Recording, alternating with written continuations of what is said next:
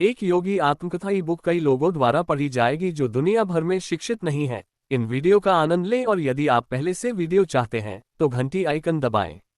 अध्याय 4, हिमालय की ओर भागने में बाधा। थोड़े से बदलाव के साथ अपनी कक्षा से बाहर निकले। एक घोड़ा ले आओ, हमारी गली और पार्क में आए जहां हमारे घर का कोई भी व्यक्ति न देख सके। लिवी आखिरी सुझाव था जो मैंने अपने हाई स्कूल मित्र अमर मित्तर को दिया था जो मेरे साथ हिमालय आना चाहता था। अगले दिन हमने भागने का फैसला किया। चूंकि मेरे बड़े भाई अनंतू की नज़र मुझ पर थी, इसलिए सावधानी बरतनी जरूरी थी। ये संदेह करते हुए कि मेरा मन घर से भागने का है, उसने किसी भी कीमत पर मेरे प्रयासों को विफल करने की ठान ली थी। रक्षारे को मेरे भीतर गुप्त रूप से काम कर रहा है, मुझे आध्यात्मिक रूप से उत्तेजित कर रहा है। मेरी आशा है कि हिमालय की बर्फ में कहीं मैं गुरुदेव का वह चेहरा देख पाऊंगा जिसे मैं अक्सर दर्शनों में देखता हूं। मेरे पिता के कलकत्ता में स्थायी स्थानांतरण के बाद हमारा परिवार वहीं रह रहा है। पितृसत्तात्मक भारतीय परंपरा के अनुसार अनंत अपनी पत्नी को घर ले आए। उस घर के मध्य में एक छोटे से कमरे में मैं प्रतिदिन ध्यान करता था और अपने मन को ईश्वर की खोज में लगाता था। वह अविस्मरणीय दिन अपने साथ एक अशुभ बारिश लेकर आया। सड़क पर वैगन के पहियों की खड़खड़ाहट सुनाई दे रही थी। जब अमर आया तो मैंने एक कंबल, एक जोड़ी सैंडल, 2 अंगोस्त्र, एक माला, लाहिड़ी महाशय की एक तस्वीर और एक भगवत गीता की किताब लपेटी और उन्हें हमारी तीसरी मंजिल की खिड़की से बाहर फेंक दिया। मैं सीढ़ियों से नीचे चला गया और अपने चाचा के पास से निकल गया। वह सड़क के पास मछली खरीद रहा है। क्या उत्सव है? उसने मुझे संदेह भरी नजरों से देखा।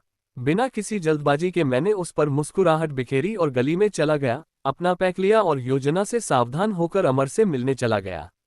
इसके बाद हम चांदनी चौक बाजार गए।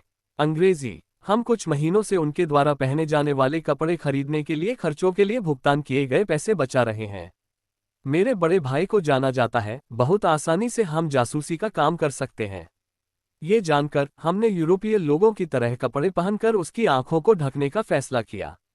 स्टेशन की ओर जाते समय हम अपने चारों ओर एक ज्योतिन घोषकस्म के साथ रुके। मैं उसे जतिंदा कहता हूँ। वह आध्यात्मिक पथ पर नए आए थे, वह हिमालय में गुरु खोजने के लिए उत्सुक है। उसने एक नया सूट पहना जो हमने तैयार किया था। हम बहुत खुश हैं कि हमारी हाइट इतनी अच्छी हो गई है। हमारे हृदयों में गहरा उत्साह भर गया। हमें बस कैनवास के जूते चाहिए, मैंने कहा और अपने दोस्तों को रबर सोल वाले जूते बेचने वाली एक दुकान पर ले गया। सभी चमड़े जानवरों के वध से बने होते हैं, इसलिए इस पवित्र यात्रा पर हमारे पास ऐसे जूते नहीं होंगे, कहा। मैंने हेलमेट की चमड़े की पट्टियां उतार दी। मैं सड़क पर रुक गया। स्टेशन पर हमने बर्दवान के लिए टिकट खरीदे।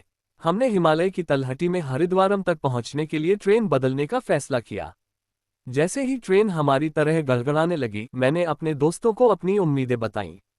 जरा सोचो, गुरु हमें दीक्षा देते हैं, हम समाधि की स्थिति का अनुभव करते हैं, फिर हमारे शरीर में आने वाले दिव्य आकर्षण के कारण हिमालय के जंगली जानवर पवित्र जानवरों की तरह हमारे पास आते हैं। बाघ पालतू बिल्लियों की तरह हैं जो हमारे दुलार की प्रतीक्षा कर रहे हैं।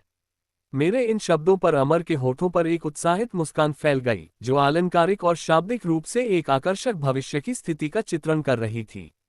लेकिन जतंगा ने नजरें बचा ली। एक ग्राउंड हॉग वापस भाग रहा है। उसने खिड़की से देखा। पैसे के 3 शेयर होने चाहिए। जतिना ने लंबी चुप्पी के बाद ये सुझाव दिया है। बर्दवान में हमें किसी का टिकट खरीदना होगा। यदि ऐसा है तो कोई भी ये पता नहीं लगा सकता है कि हम सब स्टेशन पर एक साथ भाग रहे हैं, उसने कहा। मैं कुछ भी संदेह किए बिना उसके सुझाव पर सहमत हो गया। मुनीम्पो के समय मां बंदी बर्दवान। वह रुक गया। जटिंगा अंदर चला गया। टिकट कार्यालय। अमरू और मैं प्लेटफॉर्म पर बैठ गए। हम 15 मिनट तक ऐसे ही रहे और फिर हम व्यर्थ बातें करने लगे। ठहराव। मेरी हिम्मत पूरी तरह से ढीली हो गई। क्या भगवान ने खुद इस निराशाजनक त्रासदी को बनाया है? पहुंचने के लिए पहली बार वह बहुत सावधानी से घर से भागता है और यह आकर्षक दृश्य बुरी तरह टूट गया है। अमर, चलो घर चलते हैं, मैंने रोते हुए कहा। बेबी, ये यात्रा क्षतिग्रस्त नहीं होगी, मैंने कहा। वन, क्या ये तुम्हारा परमेश्वर के लिए प्रेम है? क्या तुम किसी मित्र के मित्र की छोटी परीक्षा पर खड़े नहीं हो सकते? अमर ने कहा कि यह भगवान की परीक्षा है। मेरा दिल डूब गया। हमने उन्हें खा लिया और आराम किया। कुछ ही घंटों में हम बेरेली के रास्ते हरिद्वार जाने के लिए गाड़ी में सवार हो गए। अगले दिन हम कई गाड़ियां बदलने के लिए प्लेटफॉर्म पर बैठ गए और महत्वपूर्ण बात पर बात की। हमसे सवाल पूछे जा सकते हैं। मैं अपने बड़े भाई की बुद्धिमत्ता को कम नहीं आंक रहा हूं। परिणाम जो भी हो ठीक है। मैं झूठ नहीं बोलूंगा, मैंने कहा। मुकुंद, मैं तुमसे केवल शांत रहने के लिए कहता हूं। अगर मैं बात कर रहा हूं, हंसो मत, हिलो मत। और तख्ती, एक यूरोपीय अधिकारी आया और मुझे डांटा। मेरे सामने एक तार बजाया गया, मैं इससे महसूस करने में सक्षम था। क्या आप नाराज हैं और घर से भाग रहे हैं? नहीं। मुझे खुशी है कि उसने मुझे जोरदार जवाब देने की अनुमति दी। वह मुड़ गया। फिर उनके बीच तर्क सुनकर ऐसा लगा जैसे वह प्रज्ञा प्रदर्शन में एक दूसरे के साथ प्रतिस्पर्धा कर रहा हो। जोर से, ओह, मुझे सच बताओ, उसने दोहराया। सर, ऐसा लगता है कि आपने चश्मा पहना हुआ है और आप नहीं जानते कि यह आपके बीच है। अमर निडर होकर मुस्कुराया। मैं यहाँ तीसरा प्रकट नहीं कर सकता, उसने कहा। गांधी नाराज हो रही है। इस जिद्दी जवाब से कर्मचारी, उसने दूसरी तरफ से हमला करना शुरू कर दिया। तुम्हारा नाम क्या है? मुझे थॉमस कहा जाता है। मेरी माँ अंग्रेजी है, मेरे पिता एक भारतीय थे जो ईसाई धर्म में परिवर्तित हो गए थे। तुम्हारे दोस्त का नाम क्या है? थॉम्पन। मैं तुम्हें थम्पन बुलाऊंगा। तब तक मुझमें दबे हुए कुल्लू एक उच्च स्तर पर पहुंच गया है। सौभाग्य से मैं अभी जाने के लिए तैयार हो रहा हूं। मैं बिना बताए ट्रेन चला गया। अमर उस कर्मचारी के साथ भी आया जिसके पास दूसरों की बातों पर आसानी से विश्वास करने का स्वभाव है। एक सहायक की मदद से वह उस बॉक्स में लोड हो गया जहां यूरोपीय लोग बैठे थे। हमें उनका मन इस सोच से नाराज लगता है कि आधे अंग्रेजी में पैदा हुए दो लड़के अपने बच्चों के लिए आरक्षित बॉक्स में बैठे और यात्रा करें।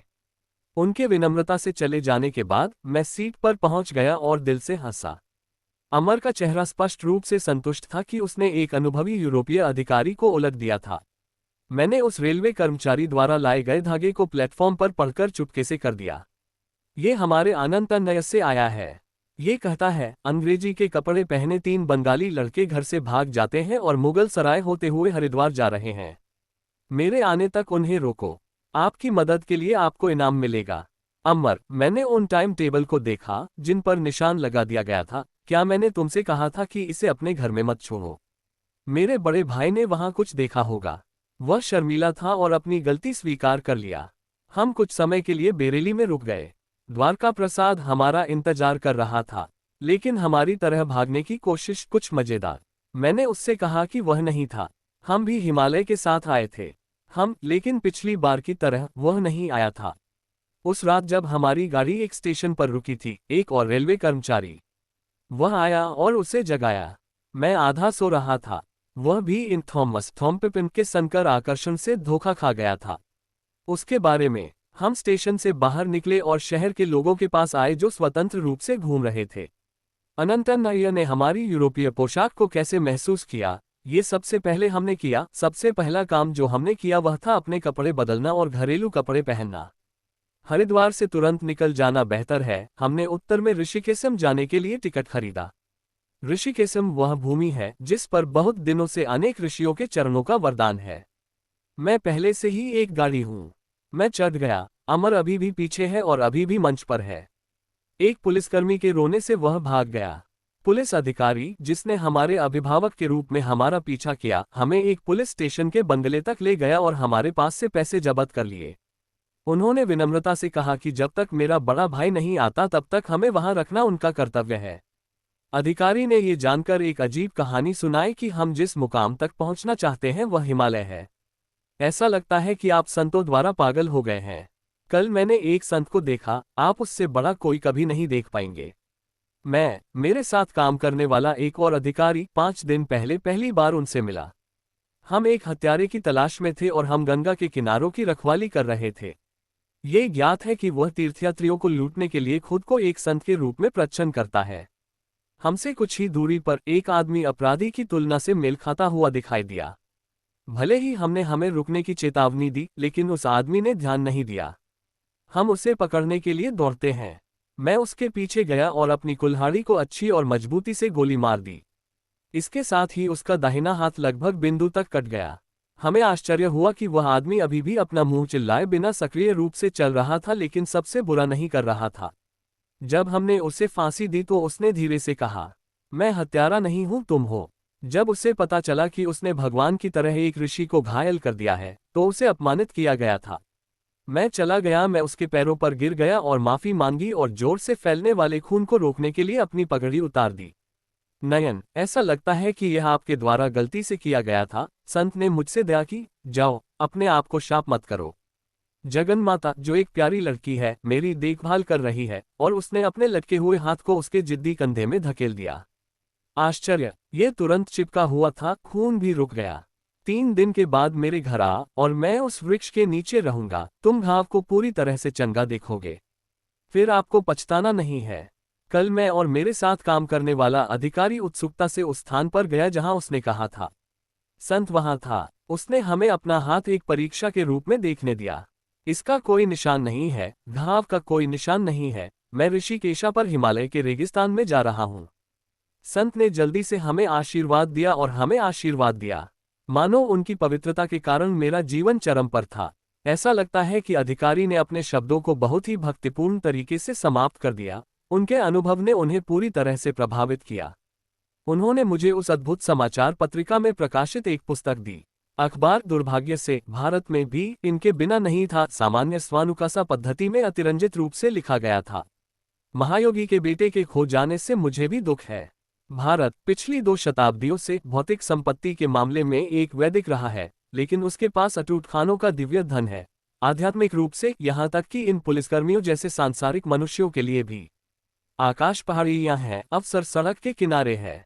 उस अधिकारी को इतनी अद्भुत कहानी बताने और हमारी बोरियत से छुटकारा पाने के लिए हमने कहा धन्यवाद। उनका सुझाव है कि वह हमसे ज्यादा भाग्यशाली हैं। वह एक सहज महान संत से मिला, एक महान गुरु के पैर के अलावा, लेकिन हमने जो खोज ईमानदारी से की, वह एक कठोर पुलिस स्टेशन में समाप्त हो गई। भले ही हिमालय इतना करीब है, हम दूर हैं क्योंकि हम बंदी हैं। मैंने एएमए से कहा कि मेरा दिमाग आजादी के लिए संघर्ष कर रहा है। मौका आने पर ठंडा हो जाए, हम पैदल ही पवित्र ऋषिकेशा के पास जा सकते हैं। मैं उत्साह से मुस्कुराया। बड़े बड़े बाघों के पेट में अमर का बड़ा भाई आया। लेकिन अमर, उसने हल्के मन से अपने भाई का गर्मजोशी से अभिवादन किया। मैंने कोई जवाब नहीं दिया। मेरे बड़े भाई ने मुझे इकट्ठा किया और कहा, मुझे पता है कि मेरा मन कैसा लगता है। मैं बस यही मांगता हूँ, काशी में मेरा एक अच्छा ऋषि है, मेरे साथ आओ उससे मिलने के लिए। मेरे साथ आओ काशी, मेरे साथ आओ, तुम्हारे लिए। मैं अपने चिंतित पिता से मिलने और कुछ वर्षों तक रहने के लिए कलकत्ता आना चाहता हूँ। आप चाहें तो बाद में न जाएं, बल्कि यहाँ एक शिक्षक की तलाश करें। वह पारिवारिक स्नेह का अनुभव कर रहा है, लेकिन मुझे पता है, मैं अकेला हूँ जो एक शिक्षक की तलाश में है। हम सब काशी जाने वाली ट्रेन में सवार हुए। मेरी प्रार्थना का एक अतुलनीय तत्काल परिणाम था। अनंत नैया ने चतुराई से पहले से एक योजना बनाई। हरिद्वार आया। रास्ते में काशी में रुके और एक विद्वान से मिले और बाद में मुझसे बात करने की व्यवस्था की। उस विद्वान और उनके पुत्र अनंतनय ने वादा किया था कि वे मुझे साधु बनने की मंशा को छोड़ने की कोशिश करेंगे। मेरे भाई मुझे उनके घर ले गए। एक विद्वान का पुत्र एक जवान आदमी है। उसने मुंगित में ही बड़े उत्साह के साथ मेरा अभिवादन किया। उन्होंने मुझे एक लंबा धर्मशास्त्र दिया, इस बात पर जोर देते हुए कि वह अपने भविष्य को अपनी चतुराई के माध्यम से जानता है। उसने एक भिक्षु बनने के मेरे इरादे को खारिज कर दिया। यदि आपके पास अपनी सामान्य जिम्मेदारियों को छोड़ने का दृढ़ संकल्प नहीं है, आप कभी भी दुर्भाग्य नहीं देख पाएंगे, आप भगवान को नहीं देख पाएंगे। सांसारिक अनुभवों के बिना आप अपने अतीत को नहीं हटा पाएंगे। अमृता के शब्द मेरे मुंह से निकल गए। यदि कोई व्यक्ति जो बहुत सारे बुरे कामों से आच्छादित हो गया है, वह भी मुझ पर लगातार ध्यान करता है, तो उसके बुरे कर्मों के परिणाम शीघ्र ही नष्ट हो जाएंगे। वह गुणी है और शाश्वत शांति प्राप्त करता है। मुझ पर विश्वास करने वाला कोई भक्त नष्ट नहीं होगा, जानिए ये निश्चित है। लेकिन जब उस युवक ने इतनी जोर से भविष्यवाणी की तो मेरा आत्मविश्वास थोड़ा आराम कर गया। तब मैंने अपने मन में भक्ति से भरे हृदय से ईश्वर से प्रार्थना की, दया करो और यहाँ मेरी मानसिक चिंता से छुटकारा पाओ। अब उत्तर दो, क्या तुम चाहते हो कि मैं एक साधु संसारी के रूप में रहूं? मुझे बताओ तुम्हारा क्या मतलब है। मैंने इस विद्वान के घर के परिसर के बाहर एक संत को देखा। जब मैंने उसे अपने पास बुलाया तो मैं समझ गया कि वह उसके और मेरे बीच की गंभीर बातचीत को सुनेगा, जो एक दूरदर्शी होने का दावा करता है। उसकी शांत आंखों से महान शक्ति, 2 संन्यासम, सैम जोड़नी जोड़ जैसे अस्वीकार सभी कर्म भगवान को अर्पित किए जाते हैं। पिछले कार्यों के परिणाम जो इस जीवन में नहीं किए गए थे, लेकिन पिछले जन्म में करने के अर्थ में ये संस्कृत धातु से आता है जिसे क्री कहा जाता है। अध्याय IXSHLO 30-31। मुझे ऐसा लग रहा था कि कोई बाहर आ रहा है। बाबू, उस अब्दानी के शब्दों को मत सुनो। आपकी प्रार्थना के जवाब में भगवान मुझे आत्मविश्वास से आपको बताने के लिए कहते हैं कि तपस्या ही एकमात्र तरीका है जिससे आपने अपने जन्म में फैसला किया है। जब मैंने इस संदेश को एक निश्चित समाधान के रूप में सुना तो मैं न केवल हैरान था बल्कि आभारी भी था। खुश मुस्कान। आदमी की खांसी से आओ। अज्ञानी मुझे माथे से बुला रहा है। मेरे ऋषि के मार्गदर्शक जो एक संत हैं ने हाथ उठाया और धीरे धीरे चले गए। विद्वान, वह और उसका बेटा मेरे दिल को संवेदना से देख रहे थे। मैंने सुना है कि वह भी भगवान की अनिश्चित खोज में घर से निकल गया था। मैं क्रोध से दूर हो गया। मैंने अपने बड़े भाई से कहा कि मैं इस परिवार से बात नहीं करना चाहता। वह निराश था और तुरंत जाने के लिए तैयार हो गया। जल्द ही हम कलकत्ता के लिए ट्रेन में सवार हो गए। आपको कैसे पता चला कि मैं 2 दोस्तों जासूसों के साथ भाग गया? ये पूछने पर मैंने अपनी वापसी की यात्रा पर अपने बड़े भाई को मस्ती में अपनी रुचि का खुलासा किया। वह शरारत से मुस्कुराया। मुझे पता था कि अमर क्लास से निकल गया था और फिर नहीं आया था। मैं अगली सुबह उनके घर गया और रेलवे टाइम टेबल निकाली जो चिन्हित की गई थी। बस अमर के पिता गाड़ी में बाहर गाड़ी से बात कर रहे थे। वह जाने वाला था। मेरा बेटा मेरे साथ नहीं आएगा। मेरा बेटा मेरे साथ नहीं आएगा। इस बार स्कूल जाने के लिए। वह गायब हो गया है। उसने उदास होकर कहा। मैंने कार्टमैन को सुना जो मुझे जानता था कि लड़कों और 2 अन्य लोगों ने गोरे रईसों के कपड़े पहने और हावड़ा स्टेशन पर ट्रेन ले ली। कार्टमैन ने कहा, तो मुझे 3 सबूत मिले, टाइम टेबल, 3 लड़के, अंग्रेजों के कपड़े, आनंद और आनंद के साथ मन में मिलाकर मैं अपने बड़े भाई की बातें सुन रहा हूँ। कहा जाता है कि गाड़ी के मामले में हमने जो उदारता दिखाई है वह गड़बड़ हो गई है। मैंने तुरंत जाकर उस गांव के सभी मास्टर्स को टेलीग्राम दिया जहां अमर गिला को टाइम टेबल पर रखा गया था। उसने बेरेली के पास एक टिक लगा दिया। तो मैंने तुम्हारे दोस्त को वहां दिया, द्वारका। बाद में कलकत्ता में हमारे घर के आसपास बात करने के बाद पता चला कि हमारी जाति दा एक रात घर नहीं आई, बल्कि अगली सुबह उसने एक यूरोपीय आड़ में उतरा। मैंने उसकी तलाश की और उसे रात के खाने के लिए आने के लिए बुलाया। जब मैंने उसे दोस्त की तरह बुलाया तो उसने मना कर दिया। रास्ते में मैं उससे बिना किसी संदेह के थाने ले गया। इससे पहले मैंने उन अधिकारियों को उठाया जो डरावने लग रहे थे। जैसे ही हम चले गए उन्होंने उसे घेर लिया। उनकी निगाहें सहन करने में असमर्थ जटीदा संजैशी को उसके अजीब व्यवहार के बारे में बताने के लिए तैयार हो गई। वह कहने लगा कि वह हिमालय जाने के लिए चला गया है जबकि उसका मन आध्यात्मिक उत्साह से आराम कर रहा है। मेरा मन महान शिक्षकों से मिलने का मौका मिलने की उम्मीद से भर गया था। लेकिन मुकुंद ने कहा, जब हम हिमालय की गुफाओं में होते हैं, जब हम आनंद में होते हैं, तो बाघ मंत्र से बंध जाते हैं और पालतू बिल्लियों की तरह चारों ओर बैठ जाते हैं। फिर क्या हुआ? मैंने कहा कि अगर हमारी ध्यान समाधि शक्ति के प्रभाव के कारण बाघों का क्रूर स्वभाव नहीं बदलता है तो क्या वे हमारे साथ पालतू बिल्लियों की तरह दया का व्यवहार करेंगे? मेरे पास विचार था। मन को लगा कि मैंने खुद को बाघों के कुछ बंडलों में मजबूर कर दिया है। ये पूरे शरीर के साथ भी नहीं था, बल्कि शरीर का एक हिस्सा अलग अलग था। मुझे गुस्सा आ रहा था कि मैं यात्रा के बीच में हमें जटीगा कहे बिना गायब हो गया था और अब मैं हंसी से उड़ गया था। भटका हुआ 46। लेकिन ये कहा जाना चाहिए, मुझे भी रवा की संतुष्टि कुछ ऐसा ही था, क्योंकि जाति भी पुलिस की धमकी से नहीं बच सकती थी। अनंता, तुम एक जासूस पर पैदा हुए थे। उसने मजाक में कहा। मैंने जो रूप देखा उससे कोई निराशा नहीं थी। मैं उससे बताऊंगा। गंडी श्रीराम, कलकत्ता में घर के पास। पिता, कम से कम जब तक वह मेरी हाई स्कूल की शिक्षा पूरी नहीं कर लेते उन्होंने मुझे अपने चलने वाले पैरों को स्थिर रखने के लिए कहा। तंत्रम पन्नी, ऋषितुल्य स्वामी केवलानंदा, एक विद्वान, ने प्रतिदिन हमारे घर आने की व्यवस्था की। वे तुम्हें संस्कृत सिखाएंगे, मेरे पिता ने कहा। मेरे पिता ने आशा व्यक्त की कि यदि मुझे एक सुशिक्षित दूरदर्शी द्वारा प्रशिक्षित किया जाता है तो मैं अपनी आध्यात्मिक आकांक्षाओं को संतुष्ट कर दूंगा। उन्होंने ईश्वर की गवाही के लिए ईश्वर की इच्छा को प्रज्वलित किया। बाद में मुझे पता चला कि लाहिरी महाशय अक्सर केवलानंद को ऋषि कहते हैं। हमारे ट्यूशन मास्टर और उनके प्रचुर बालों के चेहरे के साथ वह उन्हें आनंददा कहते थे। बड़े भाई का नाम जब तक हम मिले तब तक केवलानंद गुरु ने संन्यास नहीं लिया। उन्हें आमतौर पर शास्त्री महाशय कहा जाता था। इसे डिजाइन किया गया था। उसकी काली आंखें उस बच्चे की आंखों की तरह शुद्ध थीं जो पाखंड को नहीं जानता था। उनके पतले शरीर की सभी हरकतें शांत सोच और लालित्य दिखाती हैं। वह हमेशा कोमल और हमेशा प्यार करने वाला होता है और वह अनंत चेतना में स्थिर रहता है। हम दोनों दीप क्रिया योग के अभ्यास में कई घंटे खुशी खुशी बिताते थे। मोपा केवलानंद गुरु प्राचीन विज्ञानों में एक प्रसिद्ध विद्वान है, अर्थात पवित्र शास्त्रों के विषयों में आधिकारिक ज्ञान के साथ। उनकी विद्वता ने उन्हें शास्त्री महाशय की उपाधि दी। हर कोई उसे इसी नाम से पुकारता था। बात करने के अवसर के लिए मैं कोशिश करता था। एक दिन मेरे गुरु ने मेरी इच्छा पूरी कर दी और मुझे लाहिड़ी महाशय की उपस्थिति में बिताए जीवन के बारे में कुछ बताया। हर रात मेरी यात्रा के लिए उनका गंतव्य था काशी में उनका निवास। शिक्षक हमेशा पहली मंजिल पर सामने के छोटे से कमरे में ऊपर रहता था। वह पद्मासन के साथ छड़ी पर बैठते थे। मेज के पीछे लकड़ी का एक टुकड़ा भी नहीं मिला है। विपरीत दिशा में उनके शिष्य फूल माला की तरह अर्धचंद्राकार आकार में बैठते थे।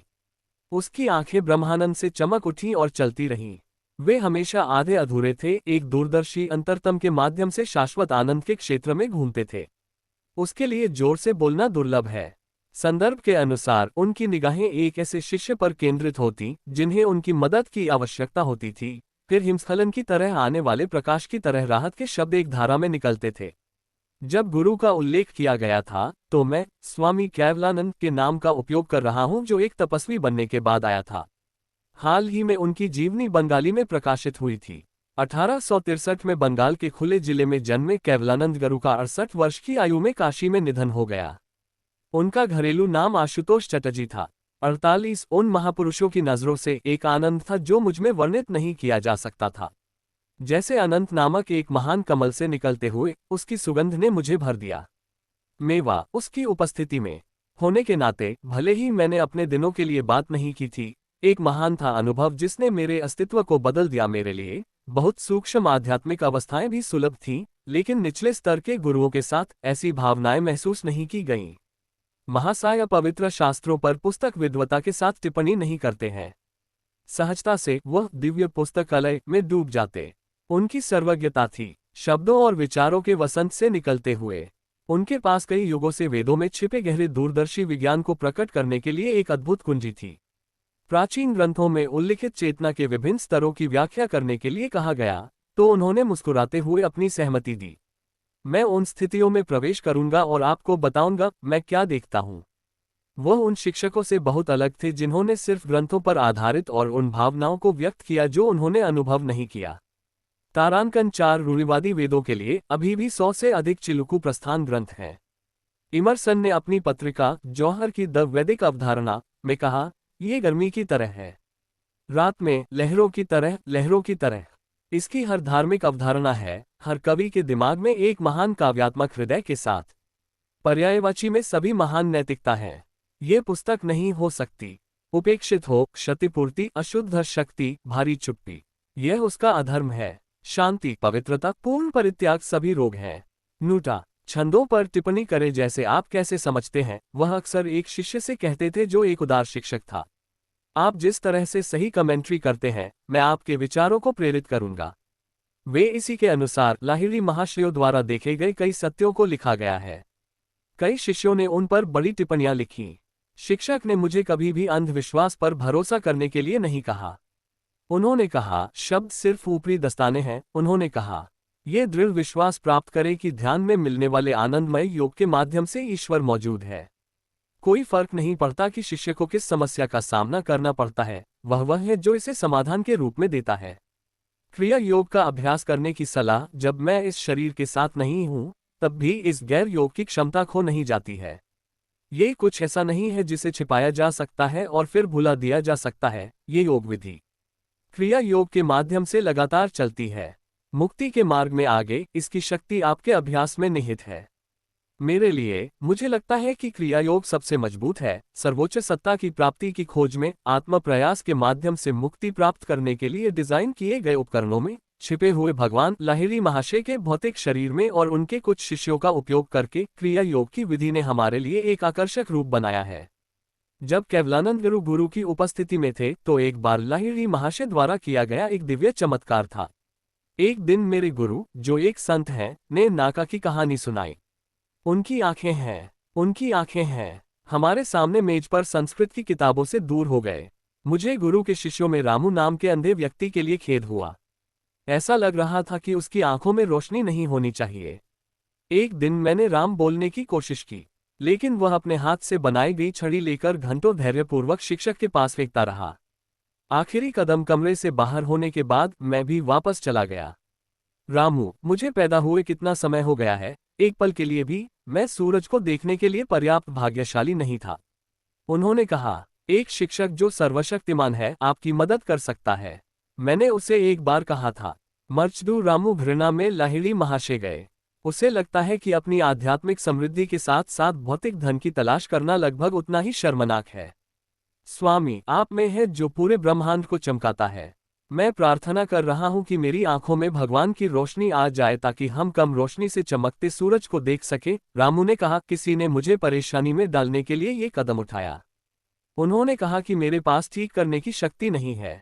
काश आप में सर्वोच्च व्यक्ति निश्चित रूप से ठीक हो सकता है। यह एक अलग बात है। रामू, परमात्मा की शक्ति की कोई सीमा नहीं है और तारे और शरीर में जीवित कोशिकाओं को उनकी रहस्यमय जीवन शक्ति से प्रज्वलित किया जा सकता है और सर्वोच्च सत्ता निश्चित रूप से आपकी आंखों को प्रकाश दे सकती है, शिक्षक ने कहा। उसने राम के चेहरे पर भौहों के बीच की बात को छुआ। अपने मन को 7 दिनों तक वहां एकाग्र रखें और अक्सर राम के नाम का जाप करें। उन्होंने कहा कि विशेष रूप से सूर्य की चमक आपके लिए बढ़ेगी। एक सप्ताह में एक चमत्कार हुआ। रामू पहली जगह है जहां एक आंख या ज्ञान की आंख। आमतौर पर मृत्यु के समय मनुष्य की चेतना उस पवित्र स्थान की ओर खींची जाती है। यही कारण है कि मृतकों के पैर ऊपर की ओर मुड़ जाते हैं। उन्होंने प्रकृति माँ का सुंदर चेहरा देखा। रामू, सर्वज्ञ सद्गुरु ने अपने शिष्य को सुझाव दिया कि वह श्री राम के नाम की पूजा करे, जो किसी भी अन्य दिव्य व्यक्ति से अधिक है। राम की आस्था भक्ति के साथ भूमि है, रोग का बीज जो कि गुरु, शक्तिशाली और शाश्वत है। लाहिड़ी महाशय ने खुद को चिकित्सीय शक्ति के लिए दे दिया। यही कारण है कि उन्होंने उस शक्ति को उनके माध्यम से स्वतंत्र रूप से विकीर्ण किया। लाहिड़ी, ऐसे कई शरीर भी हैं जिन्होंने महाशयों से रोगों को ठीक किया है और अंत में उन्हें आग में जला दिया जाना चाहिए। लेकिन यह आध्यात्मिक जागृति थी जो उन्होंने मौन में की। ये कहा जाना चाहिए कि जिन मसीह सदृश शिष्यों ने उन्हें गढ़ी थी, वे अद्भुत महिमा है जो कभी नष्ट नहीं हुई। रचनाकार, जो सब सत्य के परम सत्य में विश्वास करता है, कहता है, मैं अपने आप में कुछ नहीं कर रहा हूँ, मुझे लगता है ये सब कामुक दुनिया कर रही है। वह ऐसा मानता है। आध्या वी 8.9 प्रकृति में च कर्माणि क्रियामणनि सर्वस्य यः पश्यति तत्समान मकृत्राम सा पश्यति। वह सच है। वह देखता है कि हर जगह जो होता है वह प्रकृति की आदत के अनुसार किया जाता है, न कि प्रतिनिधि के रूप में बल्कि अभ्यास के माध्यम से आत्मा अभ्यास के लिए। अधवा 13:30 अजोपि सन्नाव्यात्मा भूटान मीश्वरोपि सूर्य प्रकृतिम स्वामधिष्ठाय संभावा मत मयाय। मैं अजन्मा, अमर, अविनाशी, सभी प्राणियों का शासक हूँ, लेकिन मैं अपने जादू और अपने जादू की तरह आ रहा हूँ और जा रहा हूँ। आध्याय 6 दैवी यशा गुणमयी मामा माया दुरत्यतमामेवा ये प्रपद्यांते मायामितम त्रातीते। मुझे छिपाना मुश्किल है विभिन्न लीलाओं का दिव्य पर्दा, और जो मुझे मापते हैं वे इसे तोड़कर आगे बढ़ सकेंगे। आध्याय 7:14। अधिक वीडियो के लिए लाइक, कमेंट, शेयर, सब्सक्राइब करें।